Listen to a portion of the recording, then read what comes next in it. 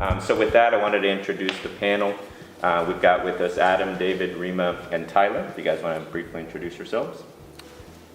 Sure, my name's Adam Gresh. I'm with Modernizing Medicine. I'm the Chief Information Security Officer there. And just, normal disclaimer for these types of talks, my statements aren't those of Modernizing Medicine, they're my personal opinions. I'm not an expert, but I do play one on TV. And not legal advice, right? And no financial recommendations either? That's right, exactly so. Full disclaimer now? All right, David Hartman, CEO of the Silver Logic. We're a software engineering company, and happy to have everybody here in our space. Hi everyone, I'm Rema Dale.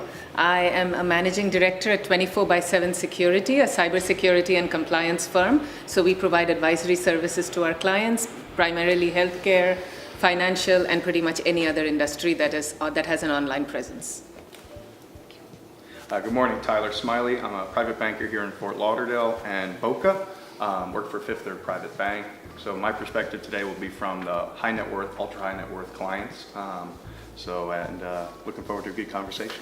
So disclaimer, no legal advice, no financial advice, but just good opinion.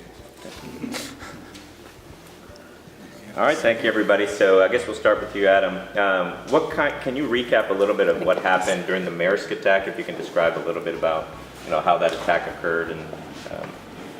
Sure, yeah. So with Maersk, they were a victim of the NotPetya virus, which was more or less an untargeted attack. It went into basically some financial software and ended up on Maersk's servers. And if you read the accountings, it was really chilling. There's the story of standing on the floor of Maersk and just watching the terminals go down one after the other, after the other, after the other. And so they weren't even the target of the attack, but it took down their entire network. Only by chance did they have one server that was offline down by maintenance, and they were able to recover, but it took them weeks to recover. Shipping across the world was impacted, and it was millions and millions of dollars for Maersk. Yeah, did they come up with the total value of losses? I think it was over 400 million. Ouch. And the actual attack, was it a password, or what was it that actually allowed them to get in? Did they figure it out? So unpatched software, right? So software. it's a favorite of hackers everywhere, right? So, and it's not, it's all not our the software is patch ready. That's right. And it's funny because it's not the things that are necessarily in front of the firewall, right? So it's not public-facing things. It gets inside your network, and then you've got that piece that's not patched inside your network. And it's behind the firewall, right? Well, not so much, right? Great. David, can you tell a little bit about the information you would know about how Citrix got hacked? All right, yeah, that's there. We have the internal network got hacked, and they're through weak passwords. Not everything is that disclosed yet because it was relatively recent, and not that many companies like presenting, oh yes, here's how we got hacked. Try again. We were just chatting about it. Like, here's, try again, go have at it.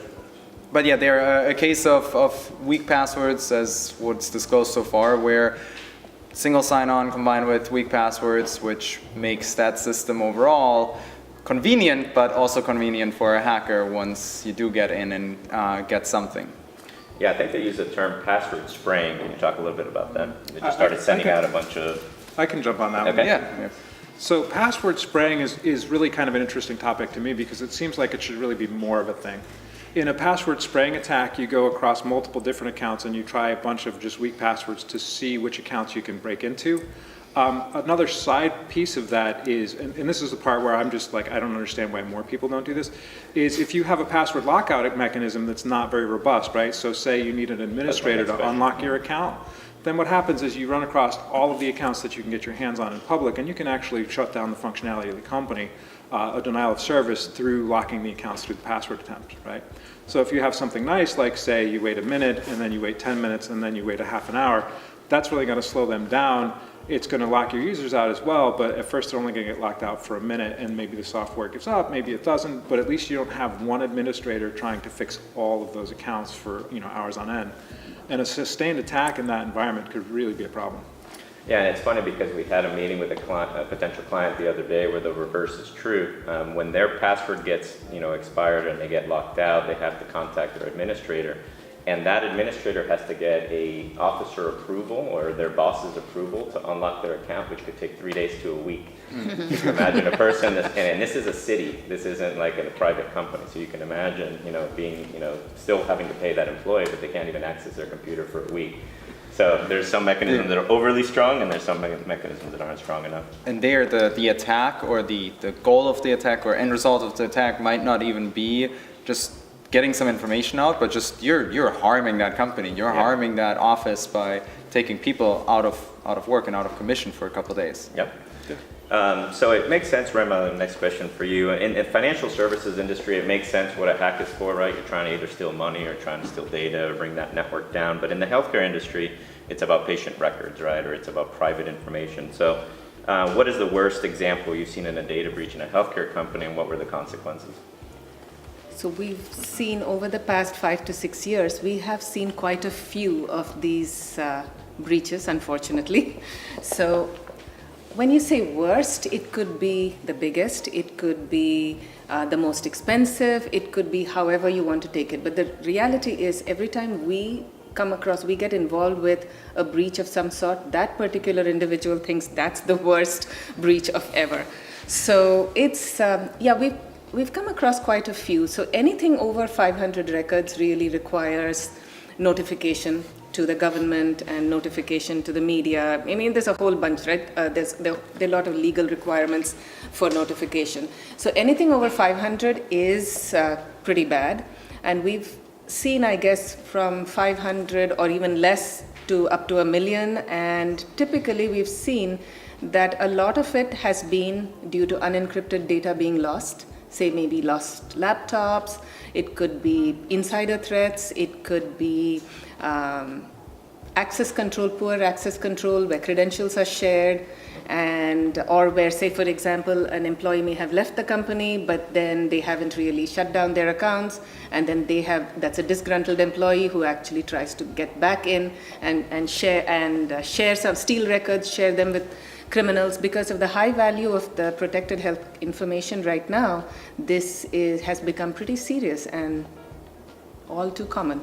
I guess my only question, and again, in the financial services industry, you're stealing money and there's a purpose to stealing data, and the government is to expose people. What is the value of stealing healthcare information, and what would they do with it other than cripple the company or make them look bad? Do they resell it? Yes, they do. Okay. There's, in fact, to insurance companies? In fact, healthcare records have an even higher value on the black market than financial records, because health records, for example, you can use them to actually commit not only identity theft, but also you can use it to commit healthcare fraud, which like is very lucrative. Medicare. Yeah, exactly. Which we're very special here in South Florida. We're very good at it. From what I understand. And Miami is the capital, right, for That's Medicare right, fraud? Yeah. And how about the impact of ransomware? Right? So that's a big that's impact significant, as well. right? That is significant. We've seen many healthcare companies being impacted by ransomware, not only in the US, but also worldwide. And we've seen that what many health practitioners don't seem to realize is that they'd like to say that, oh, this is cybersecurity, this is not my problem, I just want to treat the patient. But the reality is, when those machines go down, when you don't have a dialysis machine working because of ransomware, or when you don't have something like that, or a chemotherapy infusion machine not working because of ransomware attack, then you are impacting your patient. And we had that happening actually after WannaCry. I think we saw many cases where, especially in the UK, where patients weren't actually receiving medications, they weren't receiving their treatments because the entire hospital systems was shut down. Okay. Tyler, question for you, but very first question is Fifth Third. Can you explain the name? Is that some sort of fractional formula on how you spend the money, or what is it? It's Christina here. Hey, good morning. So Fifth Third, we're going to go back to 1800s, but basically you had the Fifth National and the Third National Bank. At the time, they were all national banks, First National, Second National. And the Fifth National and Third National Bank got together and said, hey, we should have a merger. Banks are growing, we can scale. What do you think about a name? And they couldn't agree to a name. So they said, let's hyphenate it and call it Fifth Third Bank. So that's where the name came from, and it's stuck, and it's a unique name. It is. You are seeing a lot of consolidation now in the banking industry. So look at SunTrust, BB&T recently. They're going to come up with a new name. So you're seeing some where they get creative. I'm very excited to see what their name, Premier Bank or something along those lines. But That was more of an aside, it's kind of a personal question. Okay, so do you think, how does the average bank manage and understand the risk of cybersecurity and credit card fraud, and just kind of talk about the broad topics in terms of account compromising through either mobile or through their networks, and what are the steps that they're taking? Because in our experience, selling to a bank services for biometrics, and for us, especially cybersecurity biometrics, takes years, and there's a slow adoption rate, and we're trying to figure out if they just don't understand the risk. We know that legislation or the internal banking politics takes a long time to change. Is it an IT issue where everything has to be proven and documented before they adopt the technology? So explain a little bit about the digitalization of banking and the adoption of better security measures than usernames and passwords. yeah, no, I'll start with just size, right? So you have different size banks, from small community banks, regional banks, super regionals, your nationals, your global banks. So the size is really going to determine their IT budget. And so that you're seeing the largest of the banks are really at the forefront pushing that digitalization. But then it trickles down. Once you get to the regional size bank like we are, it's really a big focus. Our CEO also comes from a tech background, and he sees where the future of banking is headed. You're seeing in the branches are starting to change. Plastic cards in your wallet are going to go away. Everybody here now has the chip that's embedded in the card. Things like that are coming, right? The biggest banks are really pushing it because they have the budget and they can build it in-house or buy it off shelf and bring it in. That's what the smaller banks are doing. They'll buy the white, they'll buy it off the shelf, brand it with their own. But to get a little more specific, you're seeing more and more transactions on mobile banking. So there's a risk there. Everybody has an iPhone, so you're seeing the fingerprint. Android. Yeah. Sorry.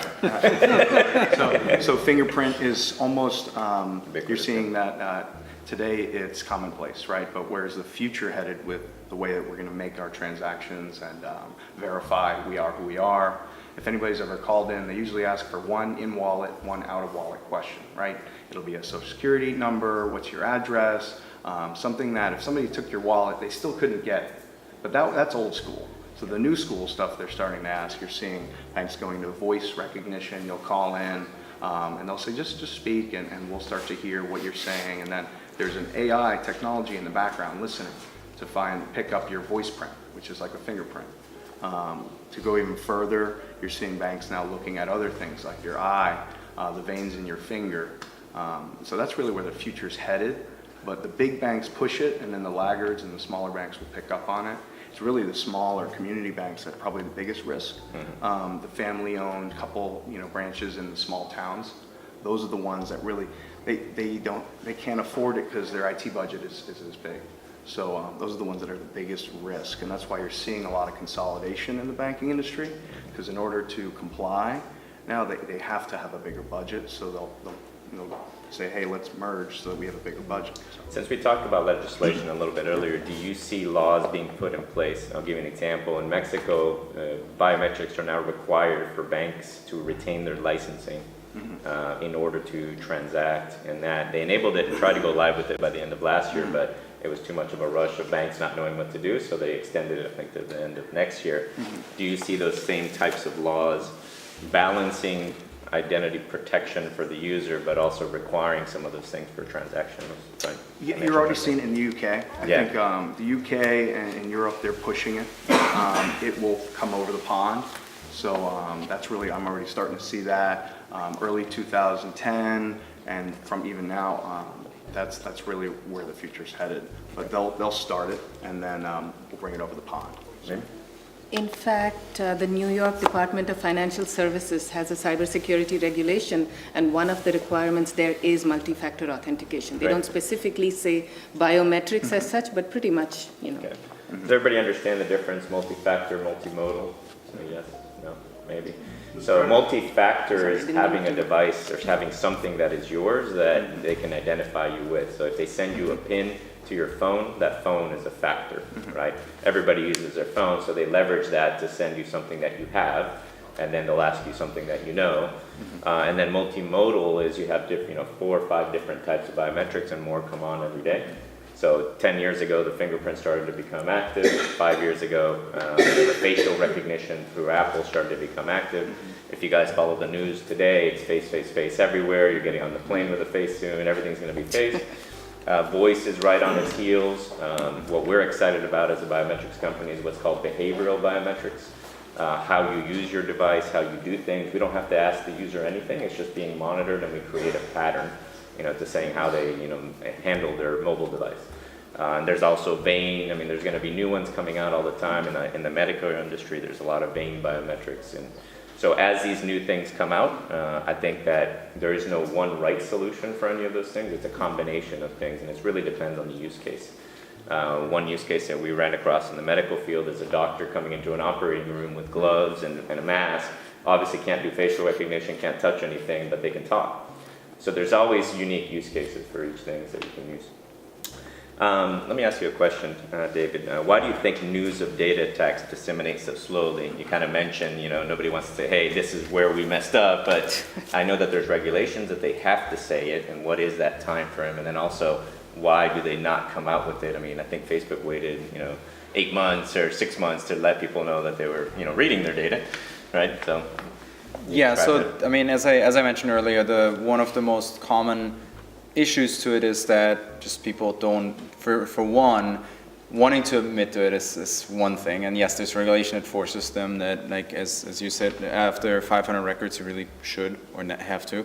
But yeah, so a big factor for it is the admitting of guilt, and I've experienced that one firsthand with someone that just hired us to just make a little change to the site somewhere, and unfortunately, days after they just had said, okay, yes, we want to work with you, they were attacked. And I dare know what was going through like inside that company as they were like, oh my God, what just happened? They lost money because transactions went through. It was a financial company, and they did not want to. There was a lot of back and forth just with legal of what do we say, what do we state. So days went by. I urged them, hey, you need to let your users know, and you need to let your people know that you were attacked. But their back and forth happened with legal, with first internals, then with legal, with lawyers. So I can just imagine how on a larger scale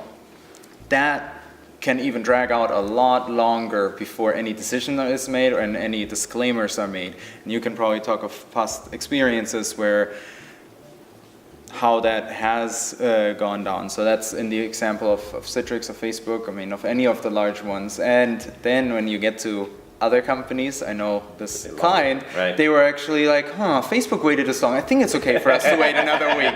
They must be right? They must have checked this better than us, so we can go another week. Adam, do you think that organizations are taking enough steps to really start to close these loopholes and understanding how to protect themselves better? I mean, I think is it going fast enough? It could be going faster, and what are the hurdles for it to actually provide better security protocols? Well, I think if you talk to any CISO, they're going to tell you it's not going fast enough. I'm not sure if that's the reality or that's just the level of paranoia we have. Companies are definitely taking it more seriously, and a big part of it is these huge splashes that happen, right? So, we talked about Maersk, we're talking about Citrix, and I think when you start seeing, look, this happens to the big players in the spaces, there just has to be a level of awareness that comes up. One of the problems, though, is it's a complex problem. It's not like you can just go and update your firewall or patch your software, those types of things. When you start digging deep down the stack, it's like, all right, well, you have software that faces the open internet, and then you have your firewalls, and then you've got your main applications. But a lot of times, those applications are made of lots of little tiny things, right? So have people heard of microservices? Right? So when you start dealing with microservices, well, what's in those, right? Are they running, certain web servers underneath? Have they got libraries that aren't being patched? Who's taking care of patching all of those? I don't think we'll ever catch up. It's an ongoing race, right? It's basically an us versus them. Right, so we'll talk a little bit. Does anybody have any questions before I move on to kind of a white hat side of the question versus the hacker side? Any questions? Okay, so kind of on the white hat side, David, can you describe a little bit what you have, what you know, and who you are in terms of multi-factor biometrics? explain a scenario, which I mean, we kind of talked about the phone is what you have, what we send you to read is, it's also who you are. So how does biometric security work, and kind of describe one scenario in a multi-factor environment? Yeah, so there's you sort of half answered the question already earlier, but you have your different factors, and it ranges from like the standard anybody has is your password, your username password, but then you have be it a code that's sent to your phone, like a text message, or some application used that, for example, if you log into Gmail, it can be that the Gmail app on your phone serves as that second factor. As well as then, if you go into the other models of biometrics, it can be you have your fingerprint. Alessandro, sort of recapping your answer there. Fingerprint is pretty common by now. You have face that's relatively common, voice, and behavioral. And one that's flawed in some of these and more interesting about the later ones I mentioned is that fingerprints, there's ways around it. There's ways to fake it. Same with photo or face, is that you could have a photo of that. Some ways around it is to force interaction with the face, that like, okay, you now need to wink with your left eye or right eye or smile or do something. But where this is much easier to do is the voice portion, where you can just like you have the 6-digit generated codes that are sent to your phone or texted to you, you can also have those 6-digit codes and then have to read it out, which makes it 10 to the power of 6, relatively hard to have a recording of each permutation of that code, which makes it that, yes, that, for example, is very hard to crack. Yep. Because, and this as a little personal story, just phone, for example, having a text message as a phone number as a second factor is not very secure. That's where biometrics come in and are much more secure. My brother, who has, now I'm giving him a bad rap, but anyway, he has a crypto hedge fund, and he's he has over 100,000 followers, so he has a little bit of a target in the crypto space, so he has a little bit of a target painted on his back, and he got attacked, and someone ported out his phone number and did a password reset on his Gmail account. Took that password reset, changed the password, changed the backup phone number, then went to all his bank accounts that all, as a backup, as a second factor and security measure, only had a text message sent to the phone number that he no longer controlled. He had his crypto accounts, his trading accounts, his social media, all of it taken over because someone took over his main email address. Yeah, and Tyler, and in the banking industry, I think SMS has been adopted as a second factor authentication, kind of de facto, right? That's been their go-to for doing that. Since read these digits that I send. I don't know if everybody in the news recently saw that there's a bank in Europe that got installed malware that was sending out the SMS code to the hacker and not the actual user. Cost that bank $4 million over 3 years because they were taking just like 20 cents, 15 cents, each time from that user, and the user just saying, "Oh, I just didn't get my PIN," but there was actually subtracting money, from their bank account, 4 million over 3 years, euros. So, and again, in your industry, as you start to see adopted new technologies, SMS is kind of like the preferred one right now. Have you seen people starting to question whether that should be the one that they should use? Yeah, so I'd say with the private families that we work with, again, the private banking space, call it 1 million net worth to 25 million liquid, then another family set from the ultra high net worth that starts at about 50 million and up. These families are targets, right? They're elevated risks classified in the bank, and they so far as white glove, high touch service that most private banks offer, they want to get a physical call, and we want to make sure, hey, they got to remove the glove for the exactly. fingerprint, right? If they're going to wire, if they're going to make a wire and it's going to be a large transaction, they want a physical call. The text message and email, that's okay, but on both sides. The client wants it, they want to hear somebody that's verifying the transaction, and then usually there's a second layer, which means somebody in the back office, the wire room, is going to make another call. And the clients like that. They say, okay, you're bugging me twice by, somebody in the market and then somebody at headquarters in a different state that's physically calling me to verify where it is, where the money's coming from, and where it's going. because once it's gone, it's gone. Right. So it's, I think getting away from hearing somebody physically is going to be difficult. Right. A text message and email is okay. We're seeing in the future Apple homes or Siri, Alexas, Google yeah. homes, the Echo devices could be. Some private banks are looking at every private client gets one of these in their home, and they say, "Hey Siri, wire, 3 million out of X account to this account overseas." We'll go to Rue next, yeah. So I hope my Siri didn't pick that up. But so you're seeing that people are starting to go towards other devices. But again, there's risk there. There's a lot of fraud there. So these type of families that you're seeing, they are targets individually. And I'd say wire fraud is probably one of the biggest. Again, if it's an international wire, once it's gone, it's Yeah. hard to pull it back. That's right. In terms of both Rima and David, I mean, what have you seen in terms of adopting these kind of technologies and implementing biometrics into older infrastructure or healthcare infrastructures? I guess two questions. One is, what is their appetite now that they see that they have to, and it kind of is coming? And then two, how difficult is it for them to adopt these sort of technologies with the solutions that you've seen out there today? So like you said earlier, I think the financial industry is way ahead Right. in terms of adopting biometrics, adopting multi-factor authentication. So I used to work with a multinational bank until a few years ago, and I think I had my first, with the hardware card, whatever, the gold card where you have to type in a code and you get back a verification. That, I think I had that 15 or 16 years ago. So they've had that for a while. So, and they're moving forward with biometrics. I think the financial industry is in fairly good shape, and I think you already covered a lot of that, and so did Tyler. As far as healthcare is concerned, I feel that healthcare is at least 7 to 8 years behind the financial industry. I think at this point, that's why we are seeing all the number of breaches in healthcare right now, which probably we used to see for financial several years ago, and we don't see as many financial records, well, that's not entirely true. The financial industry still breached heavily, but what I'm trying to say is these really high-profile breaches right now that we see in healthcare are just sort of standing out. And many hospital systems, etc., I see that they are interested in moving forward. Larger companies are interested in moving forward with different types of authentication. They're looking at biometrics. I think they're moving forward on that front. We see the smaller firms, there's a lot of resistance.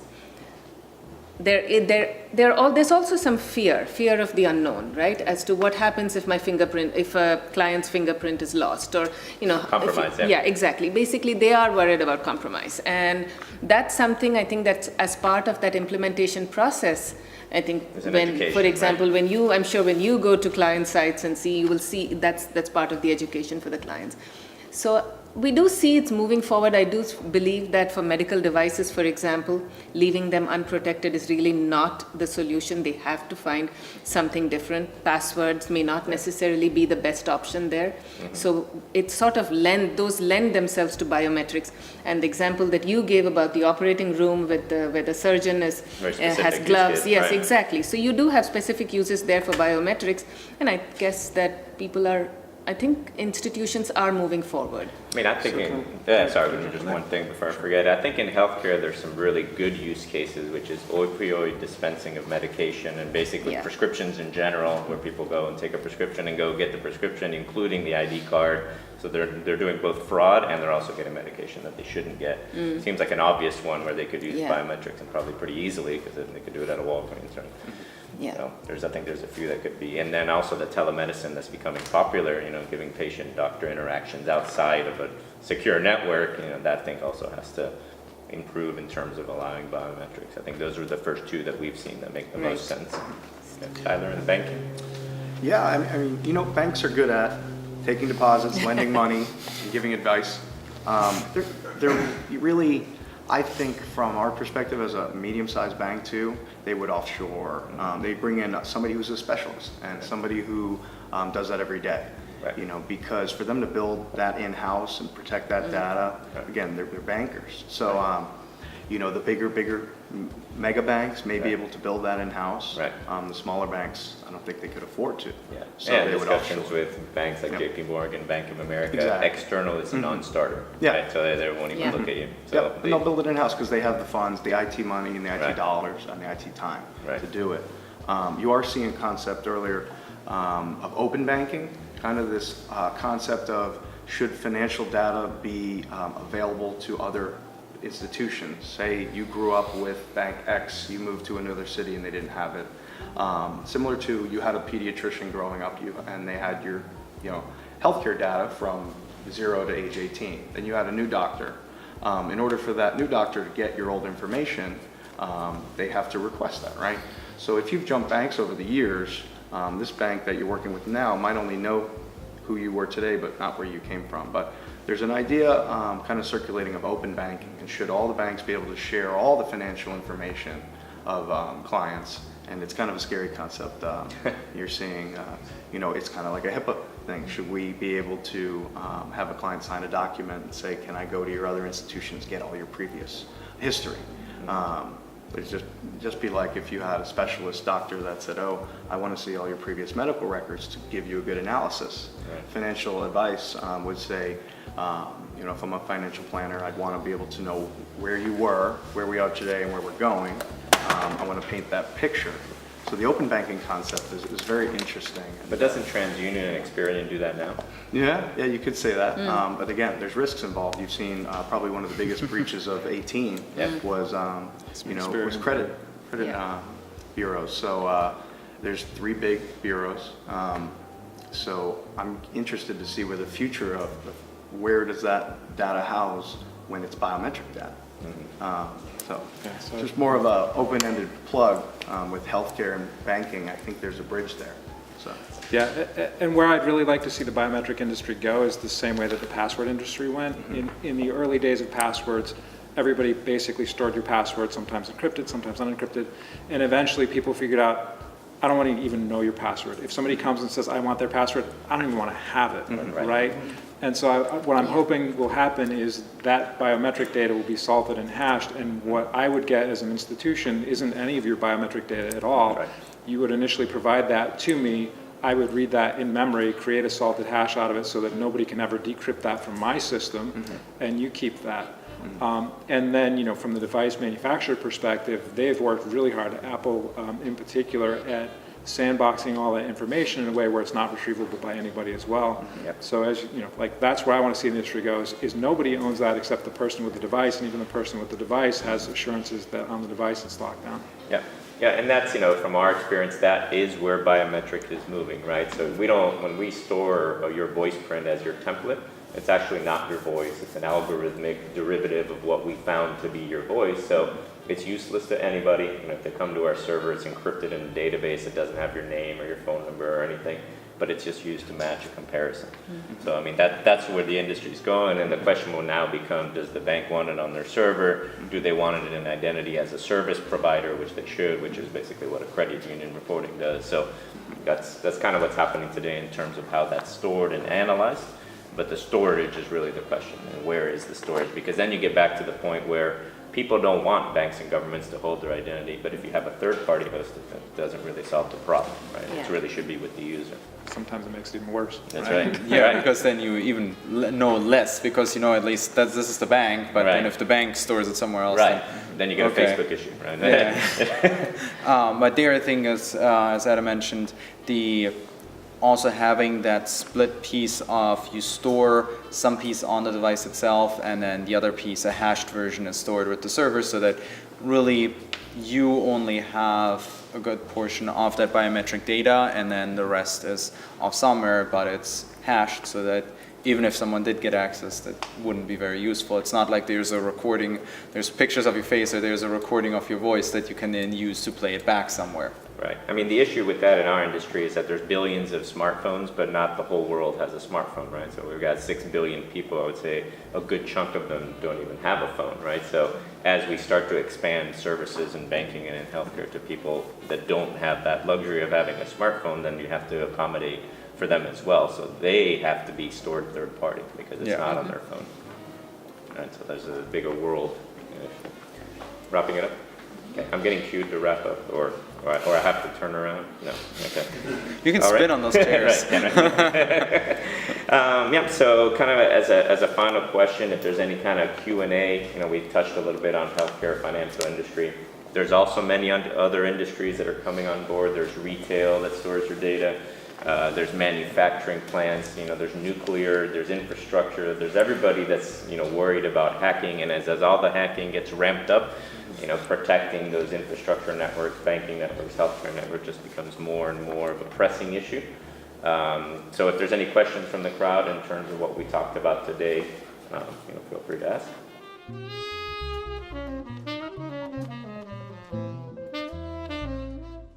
So some of the origins of that are trying to keep patients in a specific hospital network, right? So it's holding on to that data. Some of it is the analytics that come out of it. So everybody likes to collect data, nobody likes to share data.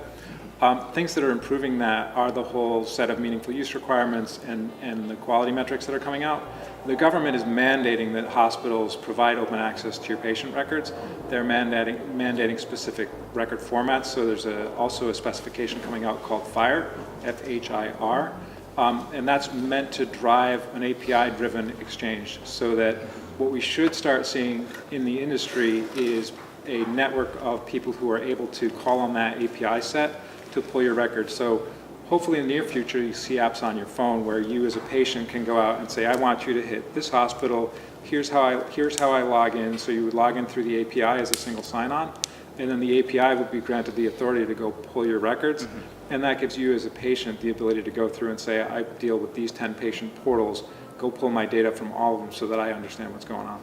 Yeah, hospital check-in's a perfect example. If you go and have any kind of procedure, you go from room to, even within the hospital, you go from room to room and they ask you the same, what's your address, your date of birth, your address, and you're like, I just did that, in the other room. I'm like, you think you could transfer that over? You can't, right? So I think that's definitely going to provide a much improvement. And I think that's one part where biometrics and especially like face or voice could then be very helpful from the convenience perspective, because if you've identified me once with that extra piece of information, right, scan my face or keep my face in record so that the next room I walk into, you still remember who I am, or you just check, yes, you are who you are. Well, and we had another very interesting use case for emergency medical response. When you're first respondent on a terrorist attack or something like that, there's all these people rushing, to try to help. You could also have people that are not part of that emergency medical response trying to come in, and they need to be identified as the first responders. So there's also a biometrics case there where you want to keep that area secure. So there's very interesting use cases that are abound. Yeah, I'd say from the financial perspective, financial and health information for ourselves is probably the most intimate information that we carry, and we don't like to share it. From a client's perspective, sometimes they say, why do you want to know where all my stuff is? Why do you want to know about all my other financial activities at other banks? And the API technology is starting to bridge that gap where if they're a client of ours and they're a client of yours, shouldn't we coordinate? From a, let's call it end of year tax planning perspective, if I have a portfolio of $10 million at X bank and a portfolio of $20 million at Y bank, and there are capital gains and losses from some of those assets, shouldn't those portfolio managers coordinate from a tax perspective to make sure that at the end of the year? So you're seeing that now, more collaborative approach, between advisors, other banks working together on the same client. Same thing with their attorney and their accountant, all together working through these type of platforms. Do you see a similar regulation like FHIR in the banking industry to do that yet? I think healthcare's first, and okay. I think eventually the the bank lobby, the lobby groups for the banks are very big. Okay. So I'm sure there's going to be a lot of pushback, but I think right, healthcare's leading that. Okay. Again, we're dealing with lives. Right. So I think right. A little more critical. Yeah, a little more critical. And again, if you have all your specialists, and I'll get a little personal, but like my mother had cancer, right? And all of her specialists that weren't coordinating. This was 20 plus years ago, but again, looking at it now, could there have been information shared then that could have helped? Probably, but again, back then it was even worse. So now we're seeing healthcare leading that path and financials behind it. That's good to know. Any other questions?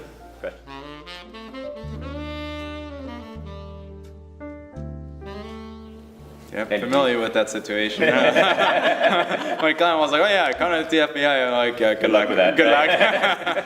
Yeah. Very interesting. Yeah, Yeah. and government's also a very interesting space because they do have the regulations that come down mandated. I mean, I think that there's shown initiatives with NIST and healthcare, and that's why I was asking about financial. If there's government regulations, we see other countries in Europe and in Latin America taking that initiative to say, hey, the biggest thing in the banking that we've seen is credit card and debit card fraud. So if you guys understand the difference, in a credit card fraud, you've got 30 days to dispute a transaction. In the States, debit card fraud, you could call a year later and you didn't want to pay for that TV that you bought, and you could say, hey, that wasn't me. And they have to give you that money back, I think within 24 to 48 hours, and then they go do their research. So for every dollar that is fraud, they spend $3 trying to research it and then giving you the money. On top of what they paid you back, it's $3 for every dollar spent. And that's a huge issue. And a simple biometric on a checkout when you're buying that TV at Walmart and you get a little push notification, you do a face biometric, you can't make that accusation anymore. That whole debit card fraud is eliminated. The other piece about government involvement is that, things like NotPetya know no borders, right? It originated in Eastern Europe and it went worldwide. So the person conducting that fraud may not even be in the U.S., at which point the FBI is just like, well, we can't help you with that. Not a U.S. citizen, not on U.S. soil. Nothing we can do. Sounds good. Question?